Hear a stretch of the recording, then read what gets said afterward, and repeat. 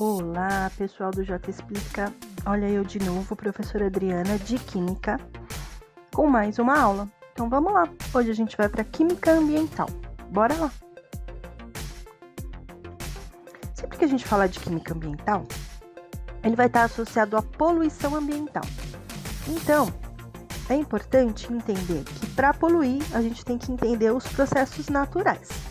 Antes de começar a falar da poluição, nós vamos entender, antes de falar então de como é a poluição, nós precisamos entender os processos naturais. Então a gente vai começar a entender o efeito estufa. Como é que acontece o efeito estufa? Uma coisa importantíssima, o efeito estufa é um processo natural da Terra que ocorre devido à absorção da parte da radiação solar pela superfície terrestre, ou seja, o efeito estufa é o nosso cobertor, ele mantém a temperatura da Terra e não deixa que os dias sejam muito quentes ou as noites sejam muito frias. Por quê?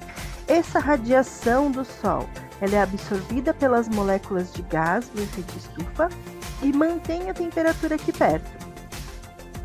O que é importante a gente entender? Que para que essa radiação seja absorvida, nós temos algumas substâncias específicas. Por exemplo, a água na forma de vapor, o gás metano e o gás carbônico. Em quantidades naturais, esses gases absorvem essa radiação, uma parte dela, uma outra parte volta na forma de radiação infravioleta e volta para o espaço. E uma parte fica absorvida por essas moléculas de gás. E quando ela absorve essa radiação, ela mantém a temperatura da Terra. Então, a culpa de manter aqui a energia é desses gases. E o que é importante entender? Que esse efeito é um processo natural. Nós temos isso naturalmente para nós. O que acontece é o quê? Uma intensificação desse efeito estufa. Então, o que acontece? Naturalmente, nós temos a água, nós temos o metano e nós temos o gás carbônico em concentrações ideais. Porém, o que aconteceu? O ser humano, na sua ganância, começou a colocar lá um monte desses gases. Então, ele produz aqui desenfreadamente e manda para a atmosfera o que ele não precisa mais. Geralmente, o metano, o gás carbônico. E aí acontece o quê? Sai da sua concentração original, da sua concentração natural. E aumenta então a quantidade de metano. Olha só, agora ele já está além da sua concentração. E aumenta a quantidade de gás carbônico. Aumentando a quantidade de gás carbônico e diminuindo as plantas, que é o nosso desmatamento, a gente faz com que essa concentração de gases se torne muito maior.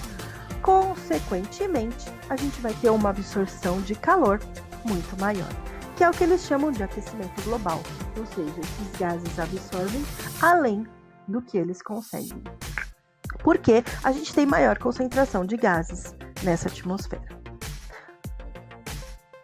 E quais são as fontes, então, desses gases? Geralmente, então, a queima de combustíveis fósseis, as indústrias. A gente também tem as fontes naturais, que podem ser os vulcões ou a flatulência dos animais e as produções. Além do gás carbônico, ele manda o metano, ele manda o óxido de nitrogênio e ele manda algumas outras substâncias que não deveriam estar lá e agora estão, como o SF6, o HFC, o PFC e entre outros. Tudo isso causa, além do aquecimento global, uma coisinha chamada smog fotoquímico. Esse smog fotoquímico nada mais é do que uma fumaça ou uma neblina. O que vai acontecer? As altas temperaturas no interior dos motores de veículos permitem a reação de formação do gás monóxido de nitrogênio, que é o NO. Ao escapar para o ambiente, reage facilmente com o oxigênio atmosférico para formar outro gás, que é o nosso NO2. Então, a gente tem, dentro dos motores dos carros, o N2 reagindo com o O2, então o gás nitrogênio com o gás oxigênio, por conta da temperatura dentro dos motores do carro, e aí ele vai formar o óxido de nitrogênio. Esse óxido ali vai reagir com mais gás oxigênio que está lá e vai formar um gás castanho alaranjado. Esse dióxido de nitrogênio que fica na atmosfera, ele se decompõe e deixa um oxigênio livre lá na atmosfera. Esse oxigênio livre continua reagindo com o oxigênio da atmosfera e ele vai formar o ozônio. Esse ozônio, ao invés de ficar lá em cima na camada de ozônio, ele vai ficar aqui próximo da gente. Então ele vai diminuir a concentração de oxigênio próximo da superfície da Terra. Diminuindo a concentração de oxigênio, ele aumentou a quantidade de O3, que é o ozônio, e a quantidade de dióxido de nitrogênio, que é o NO2, esse castanho que fica de poluição, chamado de smog fotoquímico. Outra coisa que a gente precisa entender é a camada de ozônio, que é uma camada natural que fica entre a troposfera e a estratosfera. E essas condições que tem aqui, altitude, temperatura e quantidade de gases, fazem com que aconteça em ciclo essa reação. A formação do ozônio, que é o O2, que reage com o oxigênio livre que tem ali, formando o O3. Qual é a função desse O3? Fazer a filtração da radiação do Sol, para que ela não atinja a superfície com tanta intensidade. Porém, o ser humano continua colocando coisas lá na atmosfera que não são de lá. Uma coisa chamada CFC, que a gente conhece como clorofluorcarbono. Esse CFC, lá nas condições da camada de ozônio, a altitude, temperatura, ele separa uma molécula de cloro e deixa esse cloro livre lá na atmosfera. Esse cloro é altamente reativo e vai reagir com o O3, que é o nosso ozônio da camada de ozônio. Reagiu com o O3, ele vai separar um O, que vai ficar com o cloro, e o O2, que vai ficar na atmosfera. Consequentemente, nós vamos ter a separação do O, do cloro e do O. Esse O fica lá na atmosfera e reage formando O2. E o cloro também vai ficar na camada de ozônio. Então a gente não vai ter um buraco na camada de ozônio, nós vamos ter um afinamento, ou seja, diminui a concentração de O3 lá na camada de ozônio. Consequentemente, nós vamos ter então formações de O2, mas lá não é para ter O2, lá é para ter O3, que é a função da camada de ozônio. E aí ele altera esse ciclo que a gente tem de formação. Outra coisa que acontece na atmosfera é a chuva ácida. Isso acontece principalmente com a emissão de gases poluentes. Então, o que a gente vai ter? A emissão dos gases poluentes pela indústria, pela queima de gases fósseis, por casas, por desmatamento, várias coisas mandam esses gases para lá. Esses gases são liberados na atmosfera e ficam ali na atmosfera e podem ser também transportados pelo vento. Quando esses gases são liberados para a atmosfera e ficam ali e podem também ser transportados pelo vento, por isso que pode ter chuva ácida onde não tem indústria, onde não tem queima de combustíveis fósseis. A chuva vai cair e vai dissolver, vai solubilizar esses gases. Solubilizando, ela vai formar uma chuva levemente ácida, que vai destruir as plantas, o solo, as fontes de água e as construções. O que é importante a gente entender para a chuva ácida? As reações presentes nela. Então a gente tem o gás carbônico que está lá. Naturalmente a gente já tem uma chuva ácida. Então a gente tem o gás carbônico, que é o CO2, dissolvido na água da chuva, formando o ácido carbônico. Mas uma concentração pequenininha que não deixa uma chuva muito ácida. Além disso, nós temos os processos artificiais. Então é o SO2 que é enviado para a atmosfera, reage com o O2 e solubiliza na água, formando o ácido sulfúrico, que é o H2SO4. Além disso, nós temos o N2, que reage com o O2, formando os óxidos de nitrogênio, e esses óxidos de nitrogênio solubilizam na água, formando o ácido nítrico. Essas reações são a formação de chuva ácida. É importante entender essas reações e quais são os gases presentes ali.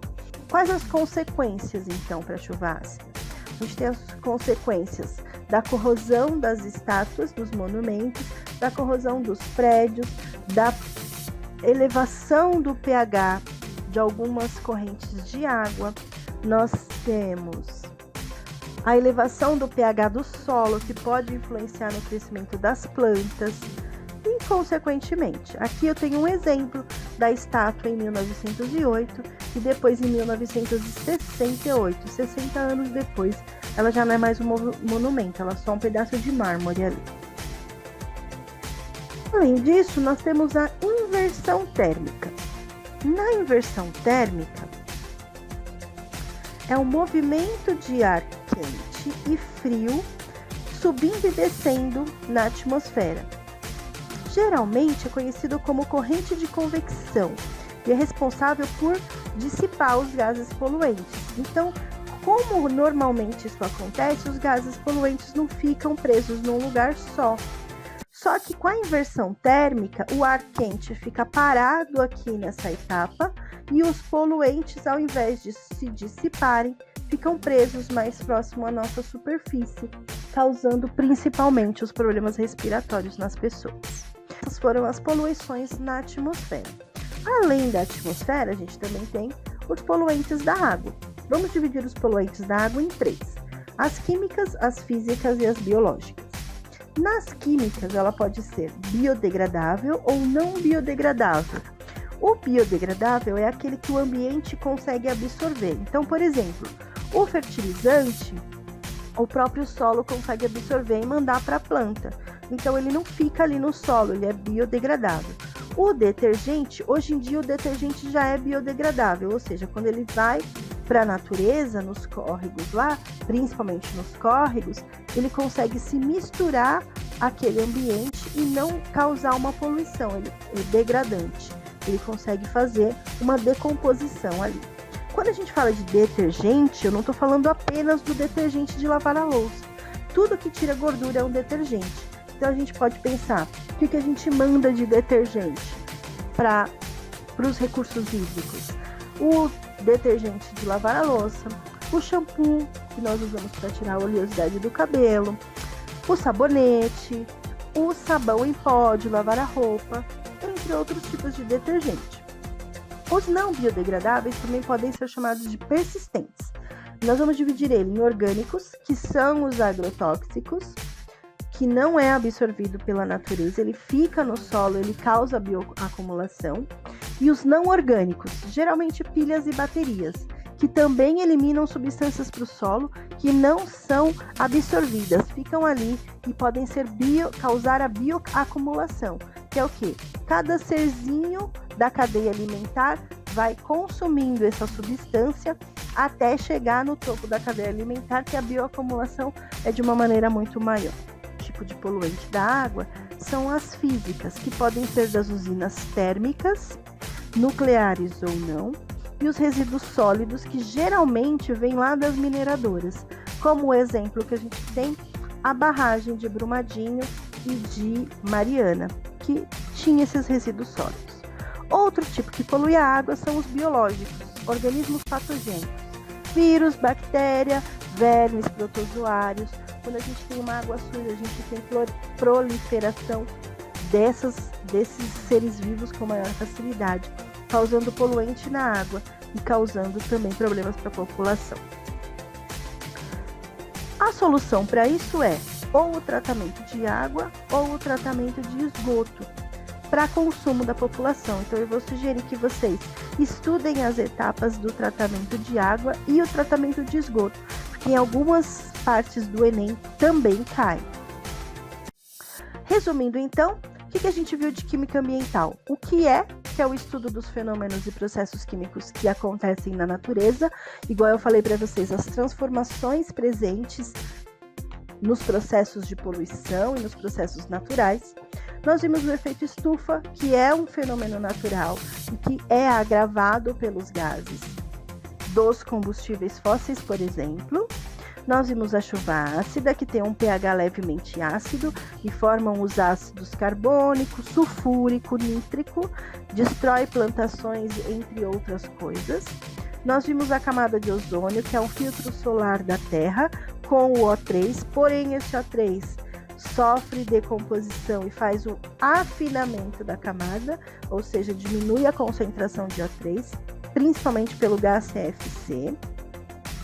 E o que a gente pode ter são os biocombustíveis como alternativas para essas poluições não acontecerem. E os 3 R's: reduzir, reutilizar e reciclar, além do tratamento de água e tratamento de esgoto. É isso aí. Se inscreve lá no canal. Lá nós temos a nossa apostila para vocês treinarem, exercícios para treinar, estuda química ambiental associado com geografia e biologia, que vocês vão se sair muito bem no Enem. Vejo vocês logo. Muito obrigado. Até a próxima.